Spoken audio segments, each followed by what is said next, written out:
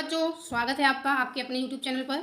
आज हम देख रहे हैं कक्षा 10 की पिछले 10 वर्षों में जो भी बोर्ड के द्वारा प्रश्न पत्र जारी किए गए हैं उनमें से आए प्रश्नों को। ठीक है बच्चा, साथ ही हम उनके सॉल्यूशन भी याद करेंगे कि कैसे किन प्रश्नों को हल करना है। तो आज का वीडियो स्टार्ट करते हैं। चलिए देखिए, पहला प्रश्न है आपके सामने। दो संख्याओं का गुणनफल 12,960 है। ठीक है, और इनका महत्तम समापवर्तक है 18 और इनको हमको ज्ञात करना है लघुत्तम समापवर्तक। ठीक है बच्चों, ये जो प्रश्न है ये आया है वर्ष, ये सप्लीमेंट्री का प्रश्न है। तो देखिए कैसे ज्ञात करते हैं। हम जानते हैं LCM गुणा HCF बराबर होता है A इंटू बी, मतलब संख्याओं का गुणनफल। ठीक है, आपको LCM नहीं पता है लेकिन आपको HCF दिया हुआ है 18 और A इंटू बी आपको कितना दिया हुआ है 12,960। ठीक है, हमको दिया हुआ है 12,960। हमको क्या ज्ञात करना है LCM। 12,960 में हम भाग दे देंगे 18 का। ठीक है, जो भी कट रहा है उन संख्याओं को काट लेते हैं। जैसे कि इसको हम 2 से काटेंगे तो 2 से ये 6, 2 से ये 4 और 2 से ये 8, 0 बटे 2 से ये कट गया 9 बार। अब इसको 4 4 10 8 18 3 से काट सकते हैं। 3 दूनी 6, 3 एक में 3 और 3 6 18। ठीक है, ये हो गया 3 से। फिर वापस 3 से इनको काट सकते हैं। 3 7 21 और 3 दूनी 6, 720। तो आपको LCM प्राप्त हो जाएगा 720। ठीक है बच्चों, नेक्स्ट क्वेश्चन है आपका। ये सभी प्रश्नावली 1 के प्रश्न हैं। ठीक है, परमेय संख्या 7/80 का दशमलव प्रसार शांत है या अशांत आवृत्ति बिना विभाजन प्रक्रिया का उपयोग करके ज्ञात करना है। यह भी सप्लीमेंट्री का क्वेश्चन है। 7/80 बिना विभाजन प्रक्रिया के ज्ञात करना है। तो हम क्या करेंगे, 80 के गुणनखंड कर लेते हैं। रफ में कर लेना। 40, 2 से 20, 2 से 10, 2 से 5, 5 से 1। ठीक है, तो 2 गुणा 2 गुणा 2 गुणा 2 गुणा 5, 10 10 में 20, 20 में 40, 40 दूनी 80। ठीक है बच्चों, ये आपको दिख रहा है क्योंकि इसमें 2 और 5 के ही गुणनखंड हैं। तो सीधी सीधी बात है कि ये कैसा है, शांत है। ठीक, अगर हम इनके दशमलव प्रसार करना चाहेंगे तो हम क्या करेंगे, ये तो है 2 की घात 4 और ये है 5। ठीक है, अब हम क्या कर देते हैं 5 की घात 3 ऊपर गुणा और 5 की घात 3 का नीचे गुणा। जैसे ही गुणा करेंगे तो ये 5 की घात 4 हो जाएगी। 5 गुणा 5 गुणा 5 बटे 2 की घात 4 और 5 की घात 4। ठीक है बच्चों, तो ये आपका मल्टीप्लाई कर लेते हैं हम। तो इन दोनों का 7 5 5 का मल्टीप्लाई करने पर आपको आ गया 875 और ये आ गया 10 की घात 4। ठीक है, ये 875 बटे हो गया 1 2 3 4, दशमलव प्रसार करेंगे तो 0,875 और यहाँ लग जाएगा दशमलव। ठीक है, बिना विभाजन के ये हमने निकाला है। नेक्स्ट प्रश्न है, संख्याओं 44 और 99 का महत्तम समापवर्तक ज्ञात कीजिए। इसमें पूछा गया है 44 99 और ये आपको आया है प्रश्न 2013 में। ठीक है बच्चों, ये 2013 में प्रश्न आया है बोर्ड में। इसमें आप क्या करेंगे, 44 के गुणनखंड कर लेंगे 2 से, ये हो गए 22, वापस 2 से करेंगे तो 11, 11 से करेंगे तो 1। ठीक है, इसी प्रकार 99 से कर लेंगे तो 3 से 33, वापस 3 से करेंगे 11, 11 से तो 1। इसमें कॉमन क्या है, कॉमन है आपको दिखाई दे रहा है 11, केवल 11 कॉमन है तो SCF आपका हो जाएगा 11। ये जो प्रश्न है ये प्रश्न आया है 2013 में। अगला प्रश्न है, यूक्लिड विभाजन विधि द्वारा 90 144 का महत्तम समापवर्तक ज्ञात कीजिए। ठीक है बच्चों, ये जो प्रश्न आया है ये आया है प्रश्न 2020 में। 2020 में ये 3 नंबर का प्रश्न आया था। तो यूक्लिड विभाजन प्रमेयिका में आपको पता है कि 90 और 144 में, देखो इसको करने की तरीका क्या होता है। फर्स्ट स्टेप से करते हैं। फर्स्ट स्टेप क्या है, चूंकि 144 है ग्रेटर देन 90। ठीक है बच्चों, ठीक, तो हम क्या करते हैं, यूक्लिड प्रमेयिका का उपयोग, यूक्लिड प्रमेयिका का उपयोग कैसे करेंगे देखिएगा। आप कहीं एक जगह इनके भाग दे लेना। ठीक है, सबसे पहले शुरुआत कर लेते हैं 144 में 90 का भाग देना है तो ये एक बार जाएगा 90, आपके बचेंगे 54। ठीक है, फिर 54 का भाग दे देना 90 में, ये भी एक बार जाएगा, आपके बचेंगे 36। ठीक है, फिर 36 का भाग देना 54 में एक बार, आपके बचेंगे 18। फिर 18 का भाग दे देना 36 में तो 18 दूनी 36, अब नहीं बचेगा कुछ भी। ठीक है, जब कुछ भी नहीं बचता है वहाँ हमारा एंड हो गया है। अब हम इसको हल कर लेते हैं। मेन जो कॉपी में आपको करना है वहाँ यूक्लिड प्रमेयिका का उपयोग करेंगे तो किस प्रकार लिखेंगे, 144 बराबर हम लिख देंगे 90 गुणा 1। पहले भाग को हम देख रहे हैं, ये जो पहला हिस्सा भाग दिया था ना उसको देख रहे हैं। 90 गुणा 1 प्लस भाग शेषफल क्या था 54। ठीक है, अब हम क्या लिखेंगे, हम लिखेंगे ये हो गया यूक्लिड प्रमेयिका। अब हम लिख लेते हैं सेकेंड स्टेप। सेकेंड स्टेप में क्या है, चूंकि शेषफल शून्य नहीं है, शून्य नहीं है। ठीक है बच्चों, शून्य नहीं है, साथ ही क्या है, तथा 144 बड़ा है 54 से। एक सेकेंड, सॉरी 144 नहीं, यहाँ 90 लिखना है क्योंकि 90 ही तो बड़ा है। 144 वाला तो हो ही गया स्टेप। तथा 90 ग्रेटर देन 54। ठीक है, वापस हम लिखेंगे प्रमेयिका का उपयोग करने पर। प्रमेयिका का उपयोग कर लिया, कैसे उपयोग किया है? 90 बराबर क्या आ गया? अब दूसरे भाग को देख लें, इस वाले हिस्से को। 90 बराबर क्या हो गया है? 54 का भाग दिया था, एक बार गया था और आपको जो शेषफल मिला था वो मिला था 36। ठीक है बच्चों, यहाँ तक आपको समझ में आ गया। अब नेक्स्ट स्टेप लिखेंगे, थर्ड स्टेप। देखिए थर्ड स्टेप क्या होगा आपका? चूंकि शेषफल शून्य नहीं है। ठीक है बच्चों, शेषफल अभी भी शून्य नहीं आया है। साथ ही साथ आपको पता है थर्ड स्टेप में क्या हो गया है कि 54 ग्रेटर देन है 36 के। वापस हम प्रमेयिका लिखेंगे, प्रमेयिका का उपयोग करने पर। ठीक है, कैसे उपयोग करेंगे? 54 बराबर आ गया था 36 गुणा 1 और शेषफल हमको प्राप्त हो गया था 18। ठीक है, अभी भी शेषफल शून्य नहीं है तो हम अगले स्टेप को यूज में लेंगे। चूंकि शेषफल शून्य नहीं है, ठीक है, शून्य नहीं है, तथा ये जो 36 आया है ये ग्रेटर देन है 18 का। ठीक है, तो प्रमेयिका का उपयोग करने पर ये जो पहली बार हमने भाग दिया था ना, उसी से काम चल रहा है। कैसे होगा? 36 बराबर आ गया था 18, भाग गया था 2 बार, शेषफल आ गया था 0। ठीक है, 36 बराबर आ गया था 18 गुणा 2 प्लस 0। अब इससे आगे क्या लिखेंगे? देखो इसी पेज पर लिख देती हूँ मैं। चूंकि शेषफल शून्य है, ठीक है, शेषफल तो हमारा शून्य आ ही गया है, बिल्कुल आ गया है, तथा भाजक कितना है? कितने का भाग दिया था? 18 है, 18 का भाग दिया था, इसलिए जो भाजक होता है वही आपका आंसर होता है। तो 90 तथा 144 का HCF बराबर हो गया 18। ठीक है बच्चों, ये बात आपको समझ में आई? देखिएगा हमने क्या क्या किया था, यहाँ से शुरू करते हैं। हाँ सॉरी, ये वाला सवाल नहीं था, ये था। यूक्लिड विभाजन प्रमेय से हमको करना था, तो 44 90 में हमने पहले ही भाग दिया। ये पहले स्टेप का था, चरण 1 था, ये दूसरा चरण। देखो ये वाला चरण है पहला, ठीक है, ये चरण है दूसरा, ये चरण है तीसरा, और ये जो है ये है चौथा चरण। 4 चरण हो गए जब 0 आ गया वहाँ पर। पहले चरण में हमने क्या कर दिया? 90 गुणा 1 एक बार था, प्लस कितना शेषफल बचा था? 54 बराबर आ गया 144। दूसरे चरण में हमने क्या किया? 90 बराबर 54 गुणा 1 प्लस 36। तीसरे चरण में 54 बराबर 36 गुणा 1 प्लस 18। चौथे चरण में 36 बराबर 18 गुणा 2 प्लस 0। ठीक है, जब 0 आ गया है तो ये जो लास्ट वाला भाग दिया था वही हमारा आंसर हो जाता है। ठीक है बच्चों, नेक्स्ट प्रश्न है, दो संख्याओं a और 18 का लघुत्तम समापवर्तक 36 और महत्तम समापवर्तक 2 है। ठीक है बच्चों, a और 18 का लघुत्तम और महत्तम समापवर्तक दिए हुए हैं, तो आपको संख्या a ज्ञात करनी है। ये प्रश्न तो मैं भूल गई हूँ किस वर्ष आया था, लेकिन ये बोर्ड परीक्षा का प्रश्न जरूर है, ये कन्फर्म है। एक सेकंड में देखती हूँ,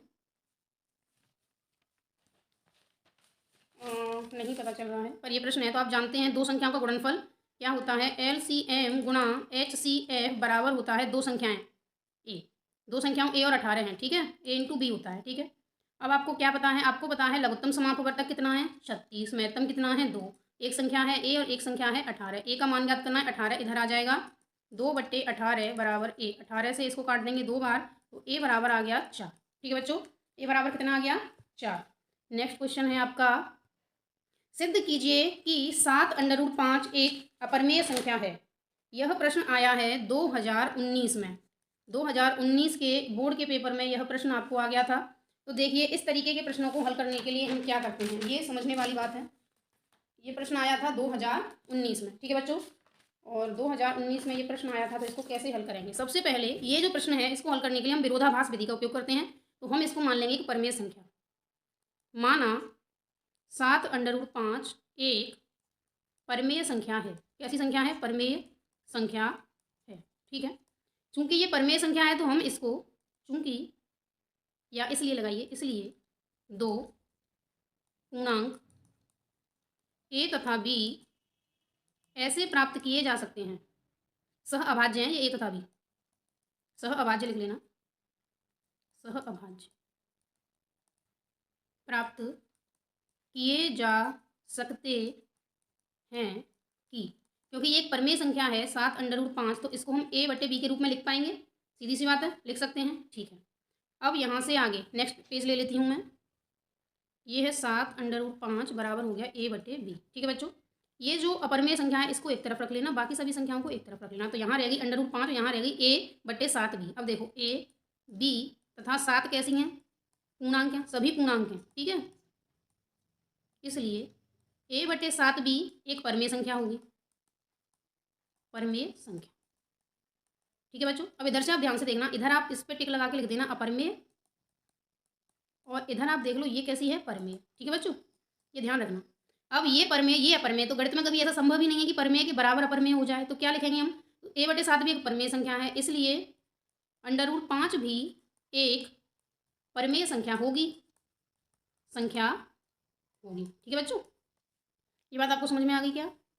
कि √5 हकीकत में अपरमेय संख्या, इधर की संख्या परमेय संख्या, ठीक है, लेकिन क्योंकि ये परमेय है तो ये भी कैसी होगी? एक अपरमेय संख्या होगी। तो हम क्या लिखेंगे? जो कि विरोधाभास है, विरोधाभास है कि √5 एक अपरमेय संख्या है, ठीक है बच्चों। ठीक, इसके बाद हम लिख लेंगे इसलिए हमारी कल्पना कि 7 √5 एक परमेय संख्या है, गलत है, गलत है, ठीक है बच्चों। इसलिए 7 √5 एक अपरमेय संख्या है, अपरमेय संख्या है, ठीक है बच्चों। ये कैसी संख्या हो गई? ये एक अपरमेय संख्या हो गई। बात समझ में आ गई? ये हमने सिद्ध कर लिया है। इसमें जो मुख्य पॉइंट है वो क्या होता है बच्चों? ये आप देखिएगा, हमको क्या करना है, ये जो एक संख्या है इसको परमेय मान लेना है, फिर a/b के रूप में लिख देना है।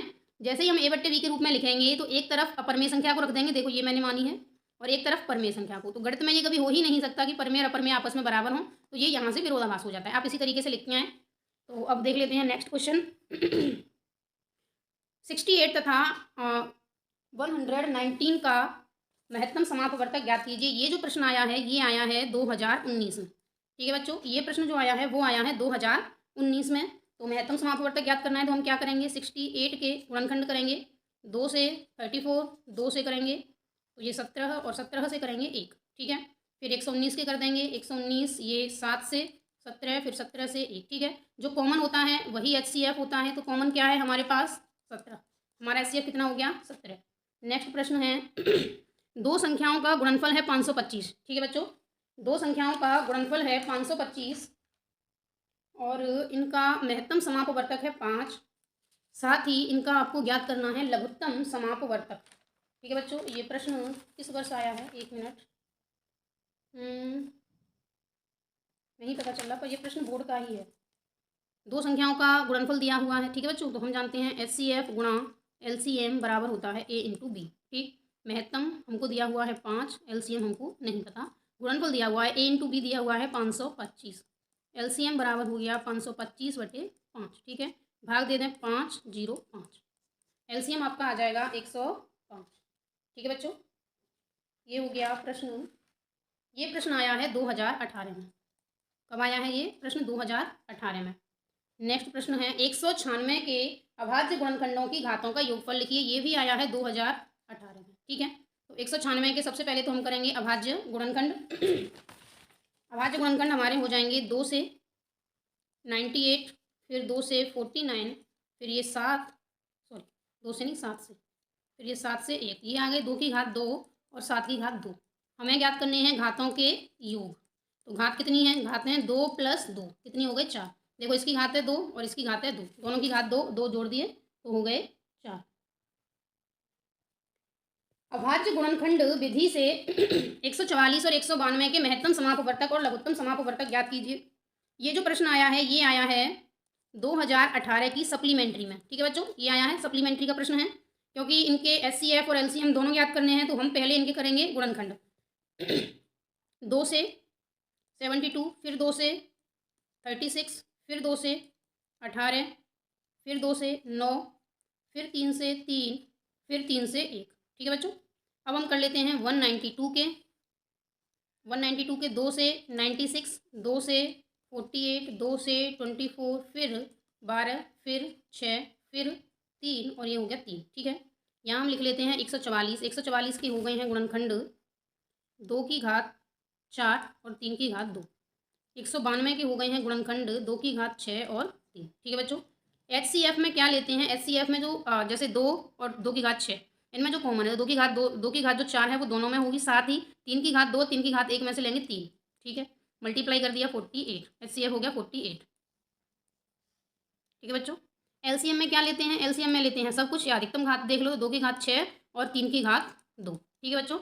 इनका मल्टीप्लाई करते तो ये हो गया 576, एलसीएम आपका आ गया 576, कितना आ गया 576, ठीक है।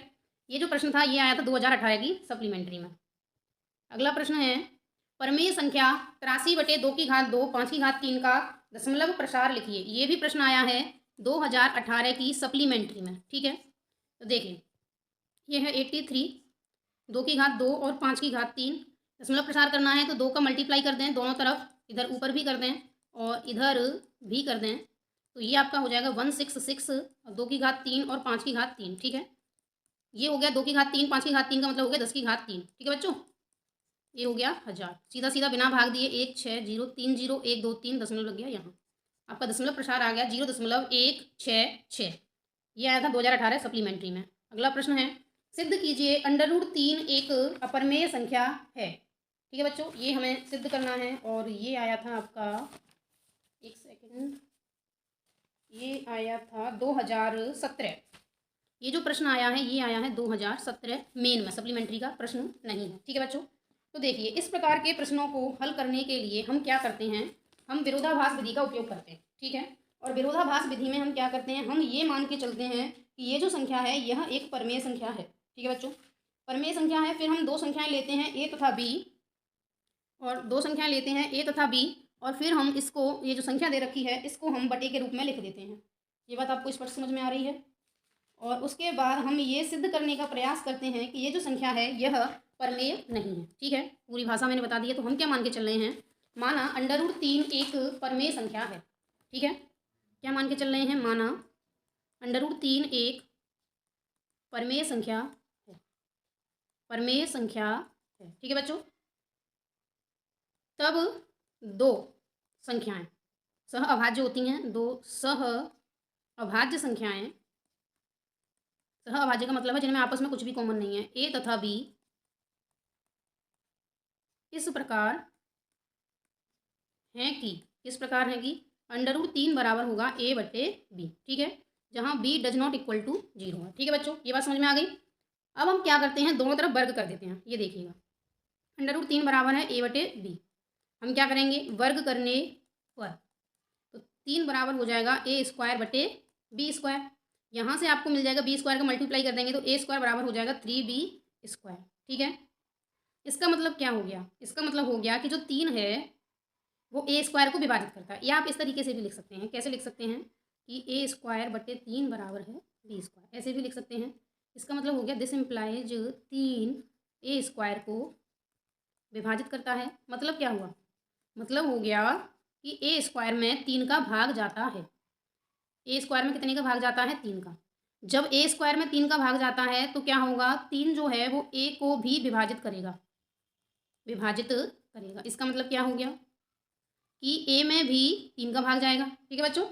जब a 3 को विभाजित करेगा, जब 3 a को विभाजित करेगा तो हम क्या कर सकते हैं कि a बराबर लिख सकते हैं 3c, कहने का मतलब क्या है कि a² में 3 का भाग जा रहा है, ठीक है। तो हमने कहा कि अगर a² में जा रहा है तो a में भी जाएगा, जब a में जाएगा तो हम क्या मान रहे हैं, हम मान रहे हैं, देखो इसको इस तरीके से भी लिख सकते हैं, हम ये मान रहे हैं कि a में 3 का भाग देंगे तो कोई ना कोई संख्या आएगी। इसका मतलब यही तो हुआ कि 3 जो है a को विभाजित कर रहा है, इसका मतलब a में 3 का भाग देंगे तो कोई ना कोई संख्या आएगी जो कि पूर्णांक होगी, ठीक है।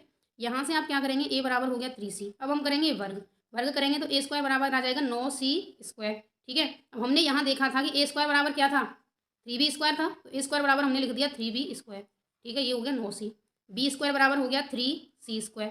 समझते जाना बच्चों हम क्या सिद्ध करना चाह रहे हैं, ये थोड़ा सा टिपिकल पड़ता है। फिर हम क्या करेंगे, हम दोनों तरफ लेंगे, यह मतलब इससे आप समझिए, देखो अभी हमने क्या सिद्ध किया था कि 3 a² को विभाजित करता है, मतलब 3 का भाग जाता है a² में। अभी यहाँ से क्या निकल के आ रहा है, यहाँ से निकल के आ रहा है कि 3 b² को भी विभाजित कर रहा है, ये तो निकल के आ रहा है 3 b² को विभाजित करता, ठीक है। दिस इम्प्लाइज 3 b को भी विभाजित करेगा, विभाजित करेगा। देखो इस बात को समझना बच्चों, क्योंकि हमने ए और बी दोनों ही संख्याएं सह अभाज्य मानी थी, तो इसमें सिंपल सी बात है कि ए और बी में कोई भी जो गुणनखंड है वो कॉमन नहीं होना चाहिए, ठीक। लेकिन यहाँ देखिए कि 3 ए को भी विभाजित कर रहा है, ठीक है, और 3 बी को भी विभाजित कर रहा है, मतलब ए में भी कोई ऐसा गुणनखंड है जिसमें 3 का भाग जाता है और बी में भी ऐसा कोई गुणनखंड है जिसमें 3 का भाग जाता है, जबकि हमने क्या माना था, ए और बी कैसी हैं, सह अभाज्य हैं। तो इस स्थिति में तो ये सह अभाज्य बची नहीं, तो जब ये बची नहीं तो हमारा हो जाएगा विरोधाभास। तो हम लिख देंगे अतः ए तथा बी में कम से कम एक उभयनिष्ठ गुणनखंड 3 है, ठीक है। लेकिन यह कल्पना क्या करी थी कि ए बी सह अभाज्य हैं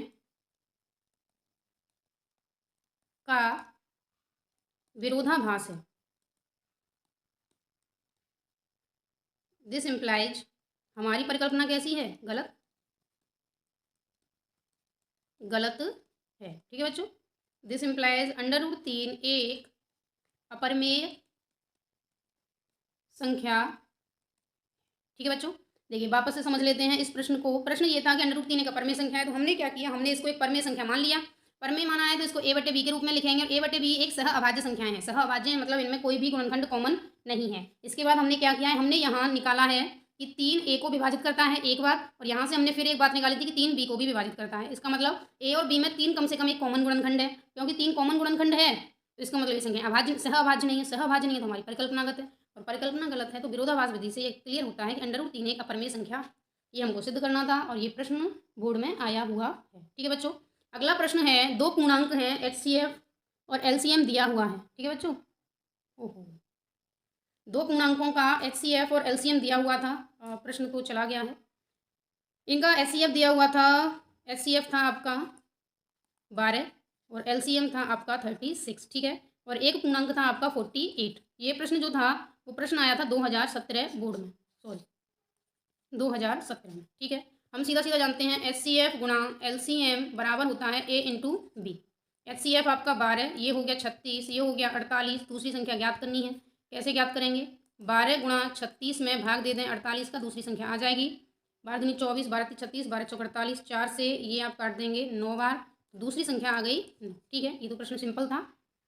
अगला प्रश्न है, दर्शाइए कि 3 माइनस √5 एक अपरिमेय संख्या है, ठीक है बच्चों। और ये जो प्रश्न आया हुआ है आपका, एक सेकंड किस वर्ष आया है, ये आया है 2017 की सप्लीमेंट्री में, ठीक है, 2017 की सप्लीमेंट्री में आया है। तो इसमें भी हम क्या मानेंगे, विरोधाभास विधि। तो हम मानेंगे कि माना ये जो संख्या है एक परमेय संख्या है, ठीक है, परमेय है तो भाषा आप जानती हैं, कई प्रश्न करा चुके हैं, तो हम इसको मान लेंगे इस प्रकार से A बटे बी के रूप में। अब ये जो अपरिमेय संख्या है इसको तो एक तरफ रख देना बच्चों, और ये 3 को ले आना इधर, ठीक है। ये √5 बराबर हमने ले लिया है लघुत्तम, तो ये हो गया 3b, ठीक है बच्चों। अब हम क्या करते हैं, माइनस हटा दें इधर से, तो माइनस और माइनस इधर आएगा तो 3b माइनस A बटे बी, ठीक। ये कैसी संख्या है, ये तो है एक अपरिमेय संख्या, सीधा सीधा आपको दिख रहा है, और ये है एक परमेय संख्या, ठीक है। आप इसी प्रकार से सीधा लिख सकते हैं, जो कि एक विरोधाभास है, जो कि विरोधाभास। दिस इम्प्लाइज हम मान सकते हैं 3 माइनस √5 एक अपरिमेय संख्या, ठीक है बच्चों।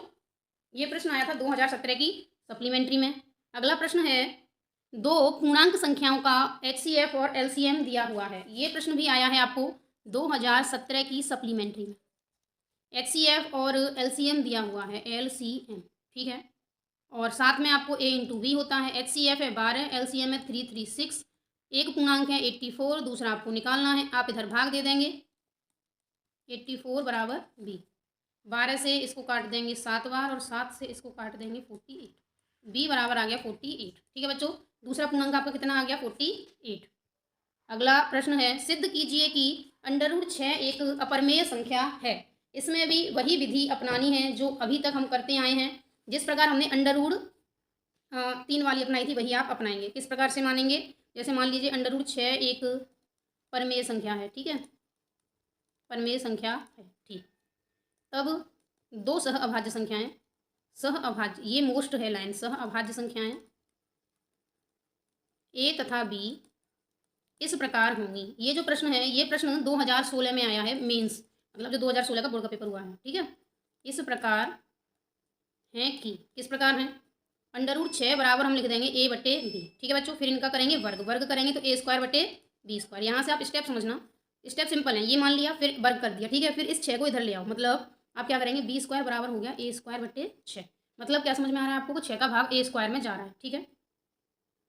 यहाँ से आप एक लाइन और भी लिख लेना, क्या लिख लेना आप, 6 B² बराबर A², ठीक। ये बात आपको समझ में आ गई है। यहाँ से आपको क्या समझ में आ रहा है, यहाँ से वही लाइन समझ में आई कि 6 का भाग A² में जा रहा है, मतलब 6 A² को विभाजित करता है। नए पेज पर लिख देती हूँ, 6 A² को विभाजित करता है, विभाजित करता, ठीक है। दिस इम्प्लाइज 6 A को विभाजित करेगा, विभाजित करेगा। इसका मतलब क्या हो गया कि A में 6 का भाग देंगे तो एक संख्या आ जाएगी, ठीक है। तो A बराबर हो जाएगा 6C, वर्ग करने पर A² बराबर हो जाएगा 36C², ठीक है बच्चों। ये बात आपको समझ में आ रही है ना कि A बटे 6 मतलब A 6 को विभाजित करेगा, तो ये आ गया A बटे 6 बराबर हो गया C, तो A बराबर हो गया 6C, तो A² बराबर हो गया 36C²। इस टाइप से हम लिख देंगे, ठीक है। अब यहाँ आप देखना, इसको आप इस तरीके से लिख लें, 6 और 6C², ठीक है।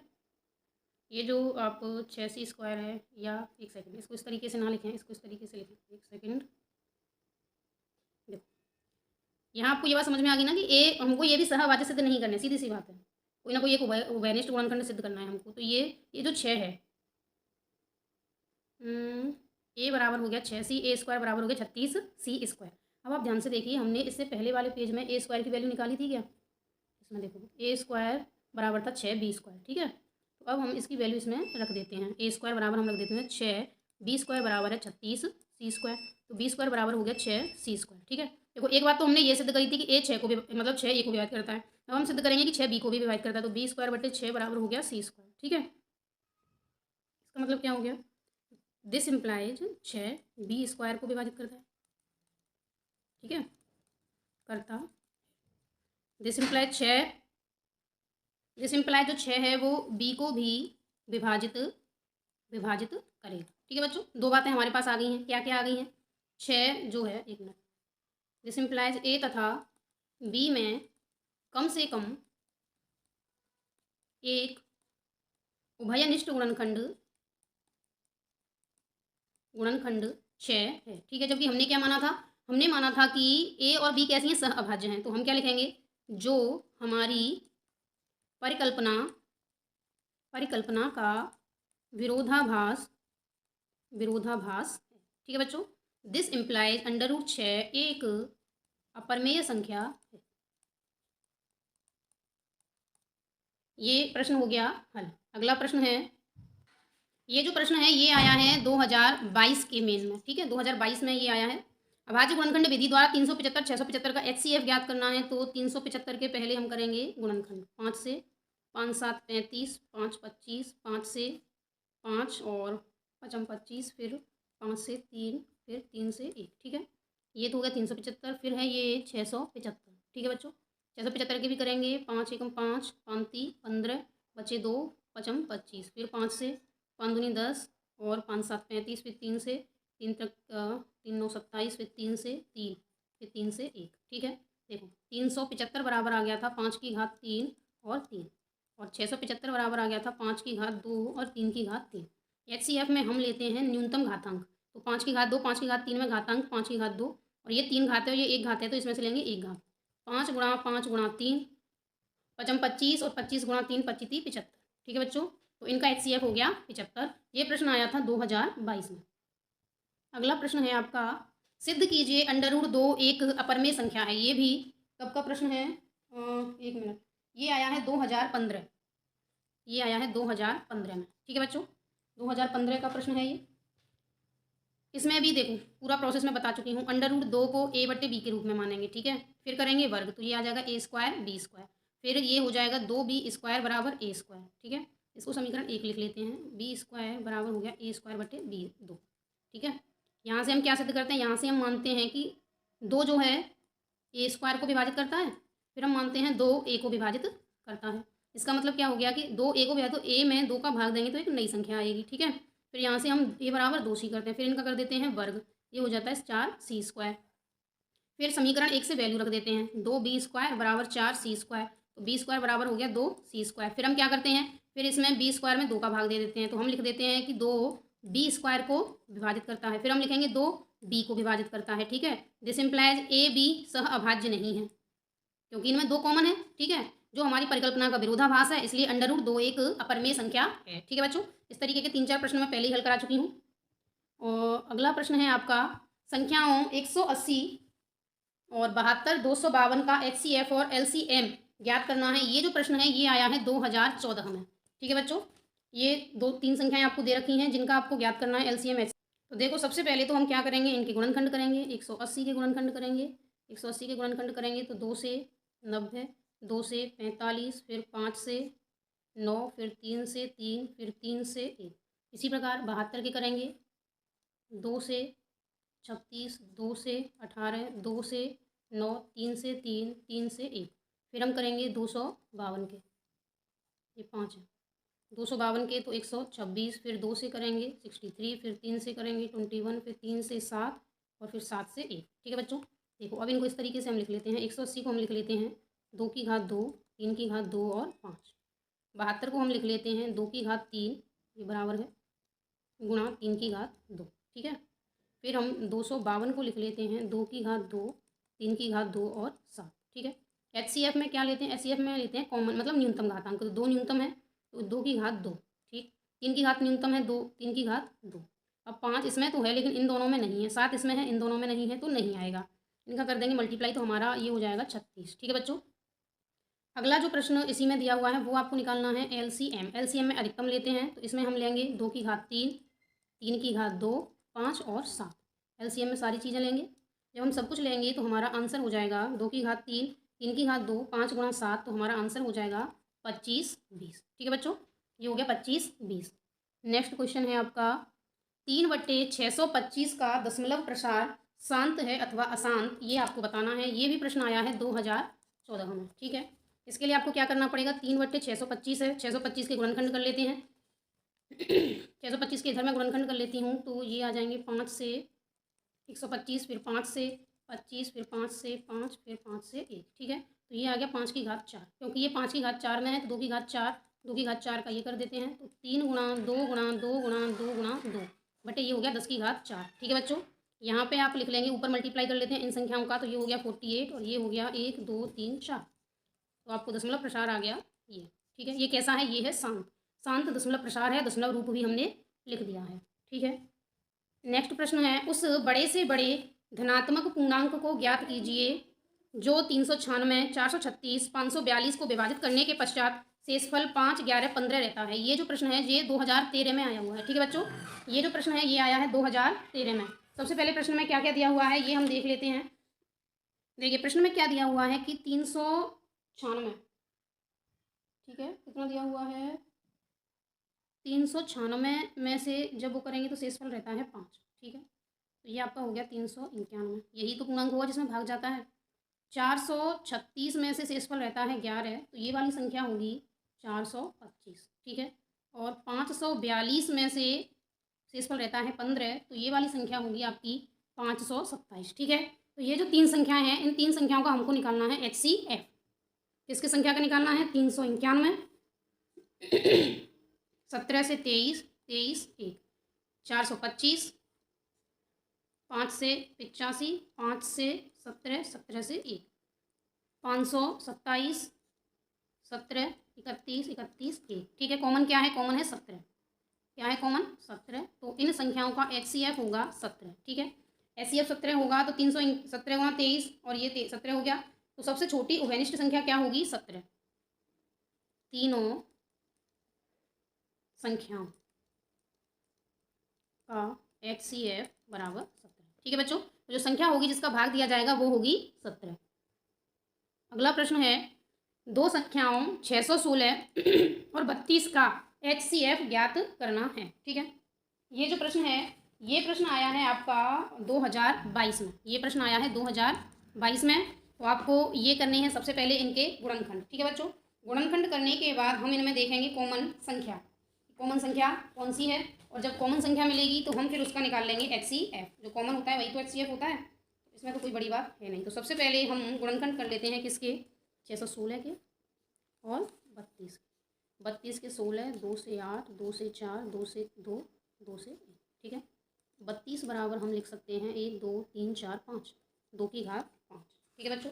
अब हम कर लेते हैं गुणनखंड किसके, 616 के। 616 के गुणनखंड हम करेंगे तो ये हो गया 3 0 8, फिर 2 से करेंगे 15 4, फिर 2 से करेंगे 7 7, फिर 7 से करेंगे 11, फिर करेंगे 11 से 1, मतलब 616 को हम लिख सकते हैं 2 की घात 3 गुणा 7 गुणा 11, ठीक है। इनमें कॉमन क्या है, 7 इसमें है ऊपर नहीं है, 11 इसमें है ऊपर नहीं है, 2 की घात 3 इसमें कॉमन है, तो आपका HCF होगा 2 की घात 3, मतलब 2 गुणा 2 गुणा 2, 2 दूना 4, 4 दूनी 8, आंसर हो जाएगा 8, ठीक है बच्चों। अगला प्रश्न है, दो संख्याओं 72 और 120 का लघुत्तम समापवर्तक ज्ञात कीजिए। यह भी जो प्रश्न है ये 2022 में आया है। एक सेकंड, क्योंकि इनका LCM ज्ञात करना है तो हम 72 और 120 को एक साथ भी कर सकते हैं। तो एक साथ करने पर 2 से कर देते हैं 36 60, 2 से कर देते हैं 18 30, 2 से कर देते हैं 9 15, 3 से कर देते हैं 3 5, 3 से 1 5 और फिर 5 से, ठीक है। LCM आपका हो जाएगा 2 गुणा 2 गुणा 2 गुणा 3 गुणा 3 गुणा 5, ठीक है। मल्टीप्लाई करेंगे तो ये हो गया 720, इनका LCM हो गया 720। अगला प्रश्न है, निम्न में अपरमेय संख्या है। यह एक प्रश्न 2022 में आया हुआ है। अपरमेय संख्या आपको बतानी है तो आप जानते हैं अपरमेय संख्या क्या होती है, जो अशांत होती है। ये शांत है, ये पूर्णांक है, ये आवर्ती है और ये शांत है, ठीक है बच्चों। देखो अपरमेय संख्या होती है आपकी, एक सेकंड, आपकी होती है अशांत अनावर्ती, ठीक है। देखो ये तो पूर्णांक है, ये आपको सीधा सीधा दिख रहा है, ठीक है। ये शांत है, कैसी है, शांत। ये अशांत है लेकिन कैसी है, आवर्ती है, तो आवर्ती है। लेकिन ये जो संख्या है ये है आपकी अशांत अनावर्ती, तो ये जो संख्या है यही आपका होगा आंसर, हमारी अपरमेय संख्या हो जाएगी ये, ठीक है बच्चों। तो ये हमने कर लिए हैं प्रश्नावली एक में। प्रश्नावली एक में जो भी पिछले वर्षों में प्रश्न आए थे 10 वर्षों में, वो हमने सॉल्व कर लिए हैं, ठीक है।